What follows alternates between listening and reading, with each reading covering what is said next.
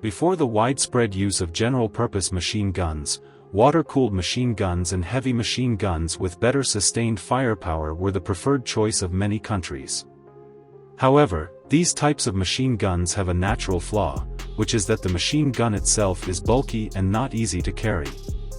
During World War I, people began to mount machine guns on motorcycles equipped with sidecar, what we commonly refer to as a sidecar, creating a machine gun vehicle that could quickly maneuver. After World War I, various countries improved the mechanization level of their armies, and motorcycles, as a relatively inexpensive equipment, were favored.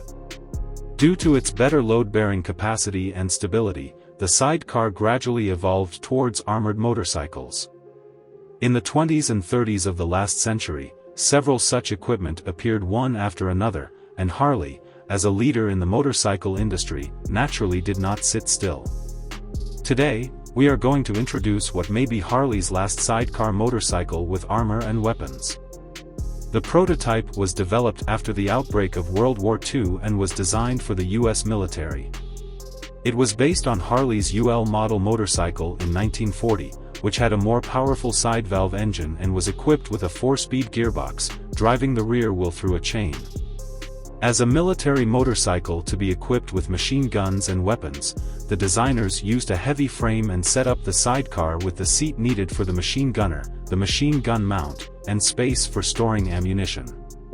The vehicle's weapon is a US-made M1917 water-cooled machine gun, which weighs 47 kilograms and uses a belt feed. This machine gun was adopted by approximately 20 countries, and the U.S. Army Reserve and National Guard were still using it in the 60s and 70s, making it a classic weapon of its time. An article mentioned that this machine gun motorcycle could fire 600 rounds per minute, so it is speculated that the specific model of the machine gun may be the M1917A1. The motorcycle did not use a single-pillar machine gun mount, but expanded the space in front of the sidecar, directly using the machine gun's original heavy tripod mount, which was fixed at the bottom of the tripod. It should also be able to be disassembled and restored to the state of being carried by infantry. There is armored protection on the front of the driver's cabin and the sidecar, with the front armor plate of the driver's cabin sloping and a small window installed on top, which may be fitted with bulletproof glass. The front armor plate of the machine gunner is S-shaped to increase the probability of ricochets, but its protective area is much smaller. Due to its structural limitations, this Harley machine gun motorcycle is very difficult to shoot while on the move. However, with the frontal armor, it can face the enemy head-on, allowing the driver to position the vehicle in a machine gun emplacement when needed.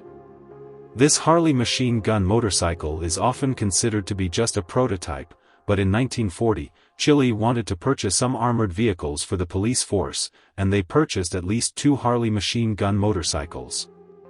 In the few preserved photos, 2 motorcycles can always be seen together. Compared to the Willys Jeep of the same period, the Harley machine gun motorcycle was much inferior, and the U.S. military chose the standard WLC Liberator motorcycle as its standard equipment.